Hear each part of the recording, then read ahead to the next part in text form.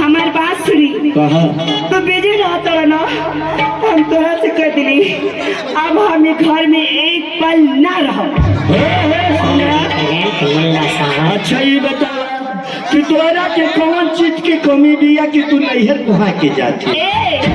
तोहर घर तोहर मकान तोहर इजाजत तोहरे कामे आवे।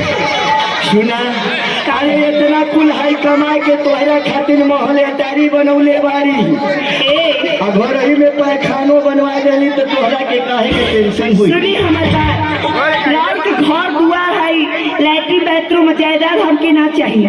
हमहू मेहरारू बारी हमरा के प्यार चाहिए। प्यार चाहिए और इतनी बढ़िया तोहके सामान किन किन के लिए आए पे खाली कहलू कि हमरा के प्यार चाहिए। पगलाइन बड़ा का कौन के हमके देखले बड़ा आज भर तोरा के इतनी कुछ हम देली पार्टी की क्या देले बड़ा साल से कहता ढेर साल से बोलबो। जब से नैहर से आइली तब से हम तोरा के एक सामान किन के दे देली कोची की का देले जी ऐसे कहबा कि ना तो हम सत्या भैया के आ जोगंदर डीजे वाले के बोला दे। जो जोगिंदर डीजे वाले के बोला दे उन्हीं के सामने फैसला ये बते हमके और देने का बड़ी जी तोरा के इतनी कुछ देले है तो कहती कि हमरा के का देले बा? सुनी जितना ही पहले बड़ी सब हमारे नैहर के बात। अच्छा ये बताओ कि हाई पे पहले हो ये हमारे नैहर के बात। ये तोरा नैहर के हाँ आई तोरा नटई में की देले बा?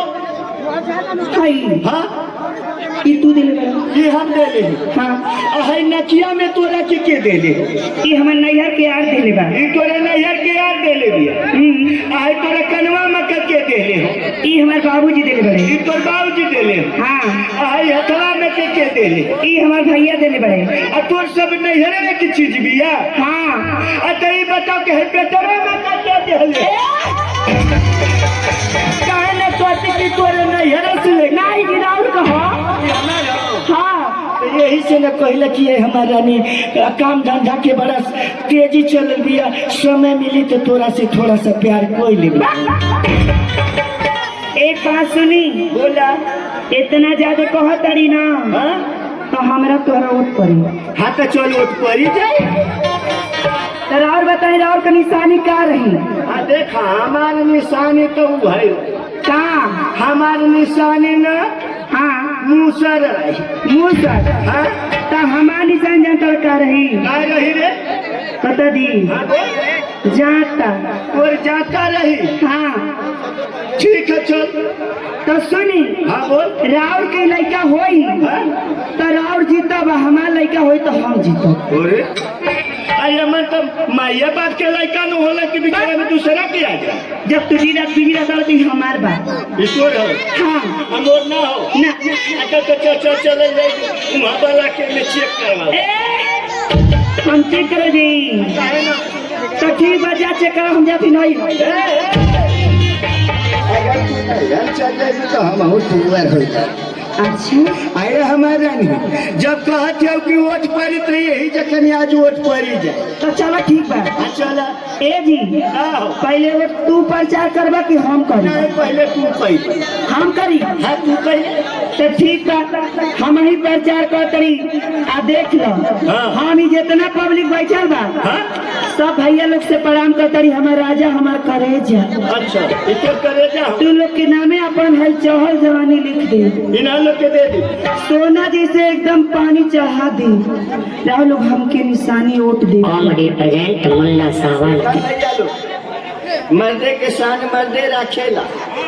आप लोग से नवर निवेदन बा कि आप लोग के बीच में हम हैं आप लोगन के भाई हैं देख लो आप लोग हमरो ध्यान दिया पहले के आप लोग के गांवपुर के आप लोग के भाई बंधु मऊ बाड़ी अगर हम जीत जाए तो हम लोग के घर शौचालय बनवाई दिए।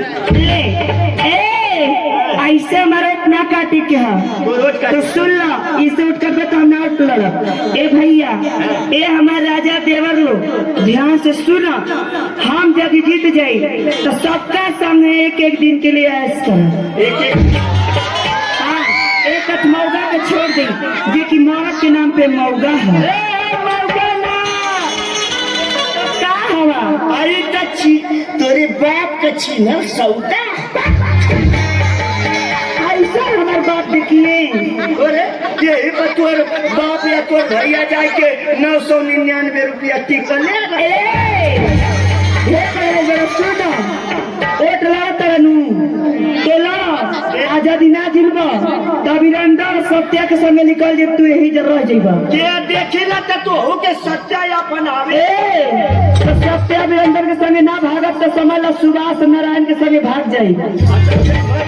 उनके वो इनके लड़का खोजी पागल बड़ा क्या नारायण तोर बहुत पछ खींचे तो चला ओट लग तरी तो चल तो हम 3 बेर गिना जेकर ओट ज्यादा हुई वो जीत जाई आ हम जीत जाई तो हमरा ओटा कर जान तरी। अच्छा अगर ये जान ले हाँ अगर हम ने जीत जाइब ना हाँ तो ये जाने ली न कि मर्द के तनो हरा होला तो मेहररुए को होला। अगर तो ना मनबी ना तो हम जोगिंदरो भैया की आज यही दरिये बोलाए दे। अच्छा तो हम सत्य अपने राजा के बोला ली प्राइवेट मर्द हम नहीं है तो होई हमारा बचपन के प्यार है सत्य। हाँ नाने पतो नाने पक याद कर जहिया कुमार लहलू पियावा से पहले हमारे काहे के दूसर भतार कहली।